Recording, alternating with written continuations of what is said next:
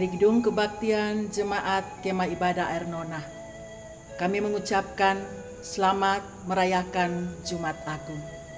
Salam sejahtera bagi Bapak Mama, Jemaat Tuhan Kemah Ibadah yang sedang mempersiapkan diri untuk beribadah di rumah masing-masing. Tuhan memberkati kita.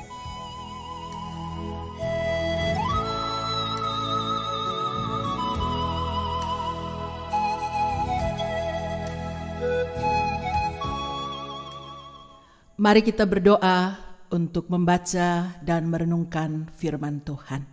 Kita berdoa. Terima kasih ya Tuhan untuk kehidupan yang masih Tuhan anugerahkan bagi kami. Terima kasih untuk kasih setia Tuhan yang terus nyata bagi kami, walaupun kami memiliki berbagai-bagai pergumulan hidup. Terima kasih Tuhan, di kesempatan ini kami boleh dapat merayakan perayaan Jumat Agung. Bersama-sama dengan jemaat-Mu, jemaat Kemah Ibadah yang beribadah di rumah masing-masing. Kami menyisihkan waktu kami untuk mendengarkan firman-Mu. Biarlah kami boleh sungguh-sungguh beribadah dan menyambut firman-Mu. Mari Tuhan menolong kami. Berkati firman-Mu agar dia dapat kami pahami dan bermakna di dalam hidup, tugas, dan panggilan kami. Demi Yesus Kristus Tuhan, firman yang hidup itu, kami datang dan sambut firman-Mu. Amin. Firman Tuhan terambil dari Roma, pasalnya yang ke-5, ayatnya yang ke-6 hingga 11. Demikian bunyinya. Hasil pembenaran. Karena waktu kita masih lemah, Kristus telah mati untuk kita orang-orang durhaka pada waktu yang ditentukan oleh Allah. Sebab tidak mudah seorang mau mati untuk orang yang benar, tetapi mungkin untuk orang yang baik ada orang yang berani mati. Akan tetapi Allah menunjukkan kasih-Nya kepada kita oleh karena Kristus telah mati untuk kita. Ketika kita masih berdosa, lebih-lebih karena kita sekarang telah dibenarkan oleh darah-Nya, kita pasti akan diselamatkan dari murka Allah. Sebab jikalau kita ketika masih seteru diperdamaikan dengan Allah oleh kematian anaknya, lebih-lebih kita yang sekarang telah diperdamaikan pasti akan diselamatkan oleh hidupnya. Dan bukan hanya itu saja, kita malah bermegah dalam Allah oleh Yesus Kristus Tuhan kita. Sebab oleh Dia kita telah menerima pendamaian itu. Demikian firman Tuhan. Bapak, Mama, saudara-saudaraku yang kekasih, tema khotbah kita pendamaian dan keselamatan. Dalam kenyataan hidup,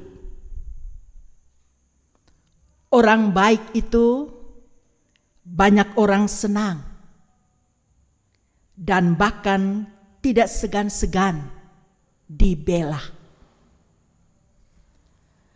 Tapi baik itu relatif bagi masing-masing orang.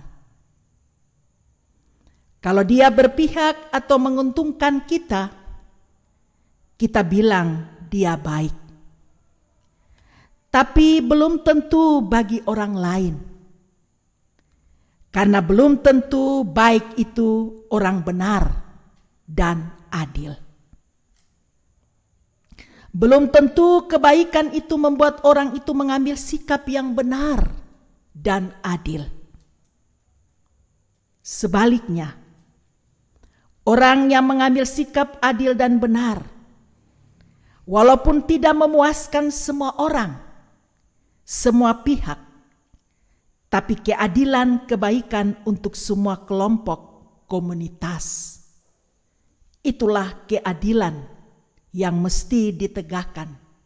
Dan kadang tidak banyak orang yang bersimpati dan mau berpihak, bahkan membela. Rasul Paulus memperbandingkan siapakah Yesus Kristus. Dia bukan saja seorang yang baik, tetapi Yesus adalah orang benar. Dia adalah orang benar. Dia mati karena kebenaran. Tetapi orang-orang beragama itu tidak sanggup bisa melihat kebenaran Kristus. Orang benar belum tentu kelihatan baik, tetapi orang baik belum tentu benar. Tetapi orang lebih senang dengan orang baik ketimbang dengan orang benar. Kita kurang senang dengan orang benar, bukan karena dia tidak baik, tetapi karena merasa orang benar itu seperti cermin yang merefleksikan, memperlihatkan ketidakbenaran kita. Kita ingat perilaku Yudas, salah seorang murid Yesus. Ketika peristiwa Yesus diurapi di Betania dengan minyak wangi yang harganya begitu mahal, ia protes kepada Maria yang meminyahi kaki Yesus. Ini sebuah pemborosan, lebih baik minyak ini dijual dan uangnya dapat disumbangkan kepada fakir miskin. Ia menganjurkan sesuatu yang baik, tetapi motivasi ada unsur ketidakadilan dan kepentingan pribadi. Dan Yesus menegur dan memperingatkannya. Bapak, mama, saudaraku yang kekasih,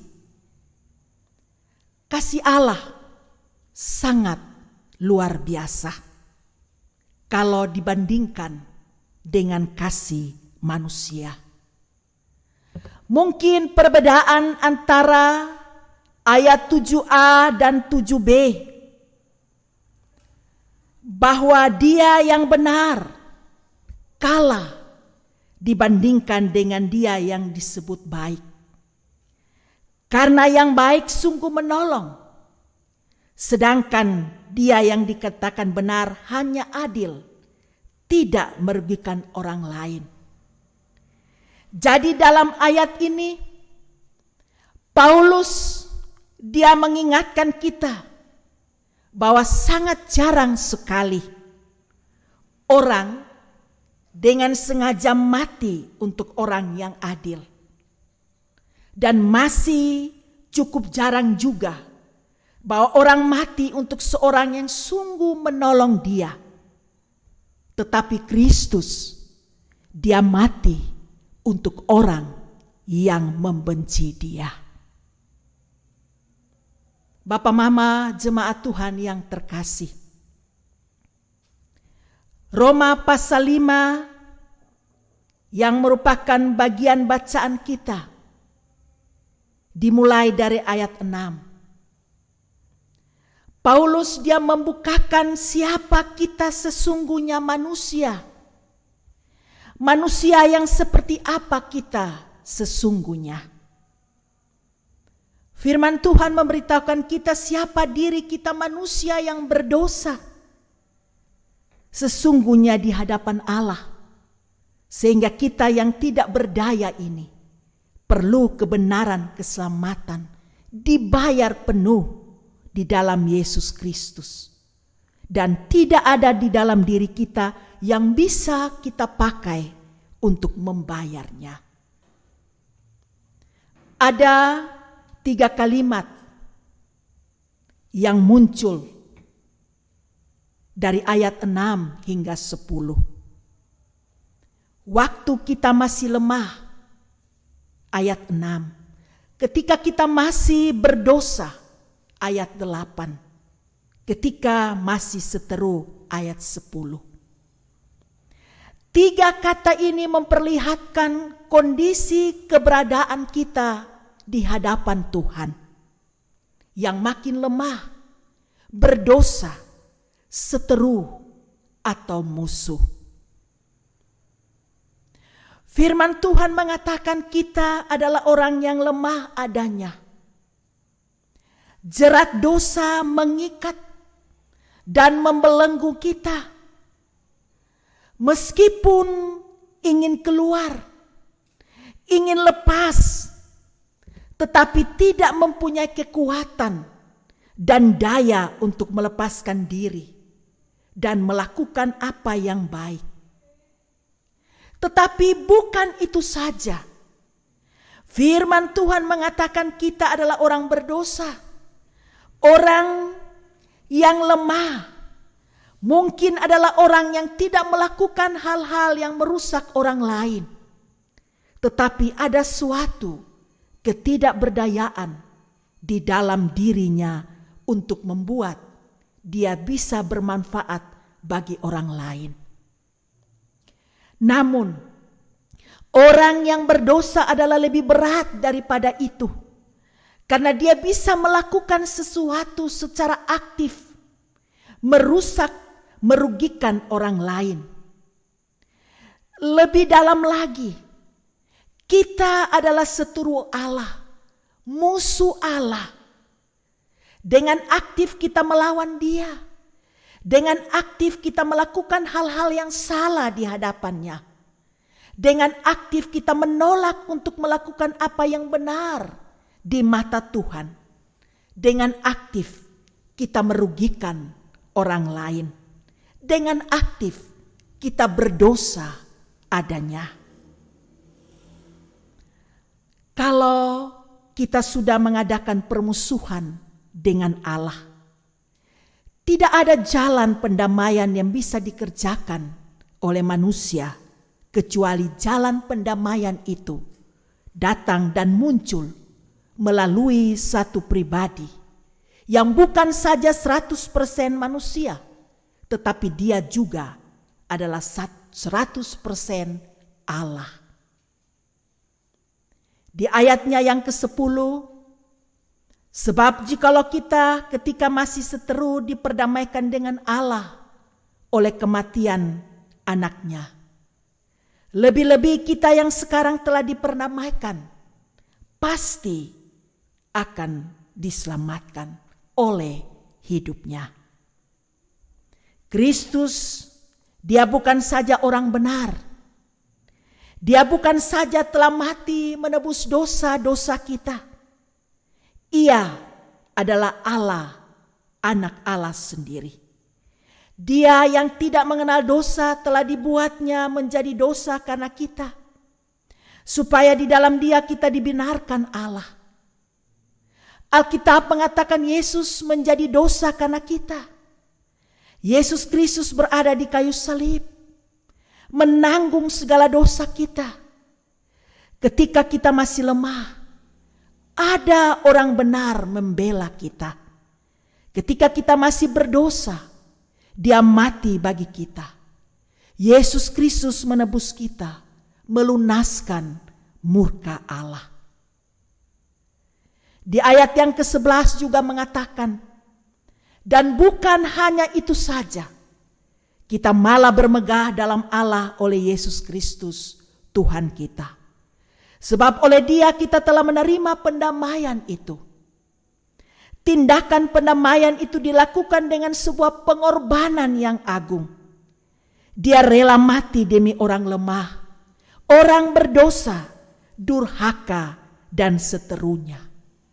Dengan pendamaian itu membangkitkan sebuah pengharapan bahwa kita pasti diselamatkan. Pengharapan kita akan hidup penuh damai itu bukanlah pengharapan yang kosong, melainkan sebuah kepastian. Kepastian iman itu adalah kekuatan bagi orang lemah, pemulihan bagi orang yang telah berdurhaka, dan pengampunan bagi orang yang seteru. Jemaat Tuhan yang terkasih, yang berada di rumah, dalam keluarga masing-masing. Di perayaan Jumat Agung dengan tema pendamaian dan keselamatan, kita belajar lewat firman Tuhan ini. Pertama,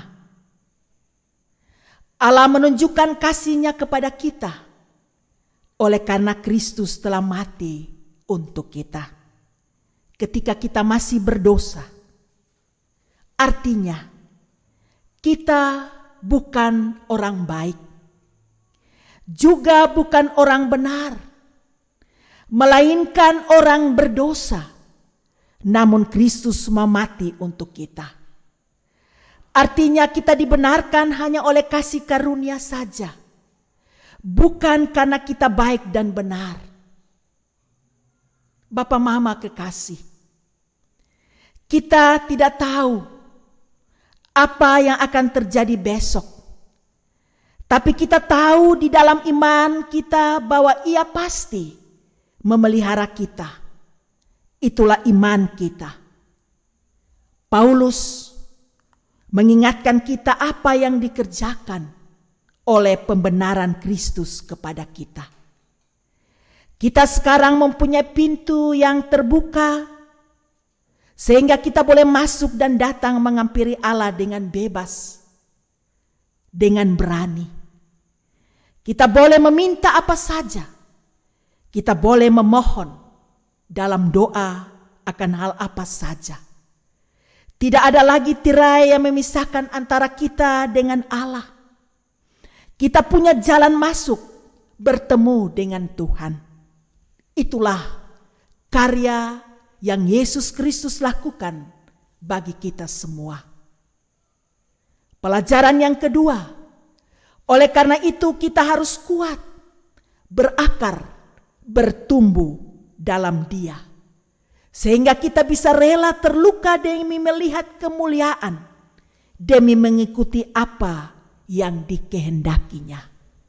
Dan yang ketiga, sebagai seorang yang beriman, mari kita menghargai apa yang telah dilakukan Yesus bagi Bapak Mama, saudara, dan saya.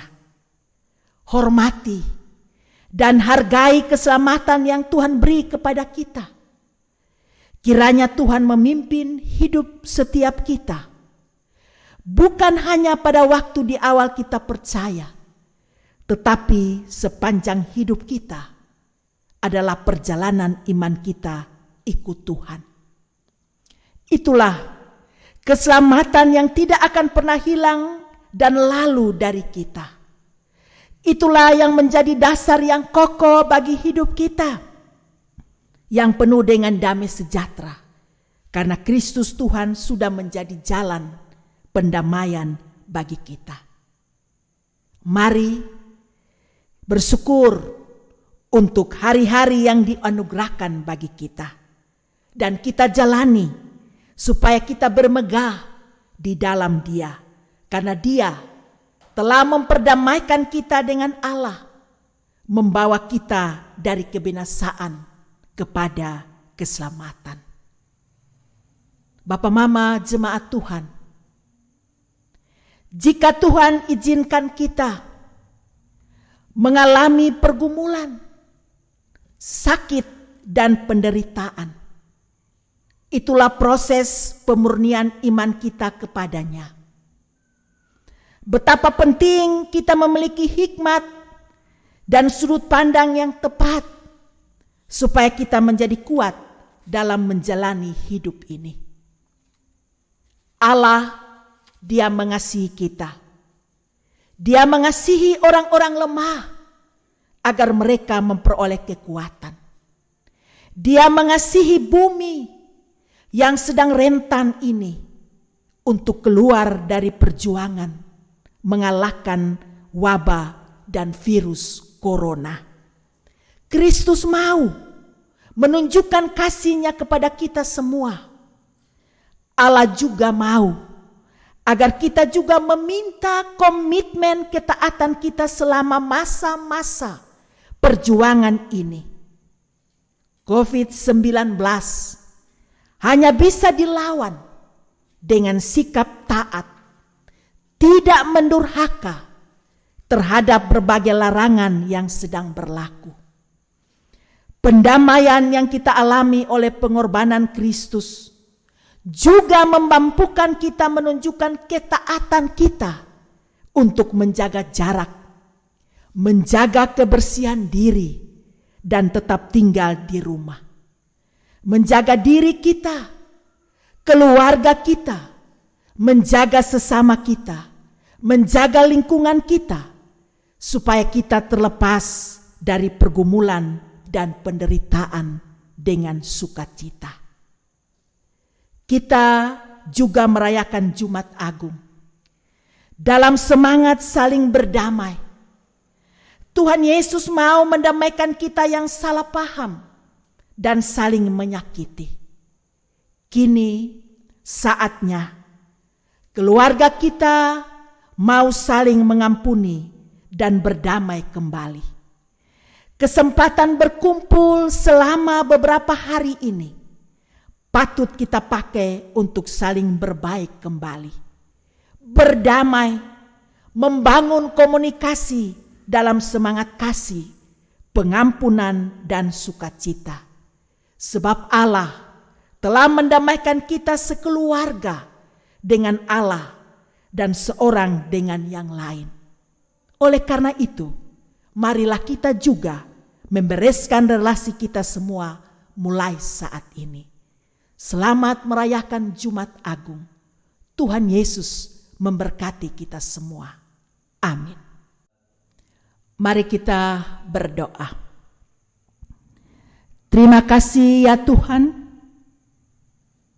untuk kasih setia Tuhan bagi hidup kami. Kami saat ini merayakan perayaan Jumat Agung, memperingati akan kematian Tuhan Yesus bagi isi dunia. Kami sedang beribadah di rumah kami masing-masing, dalam mezbah keluarga kami masing-masing.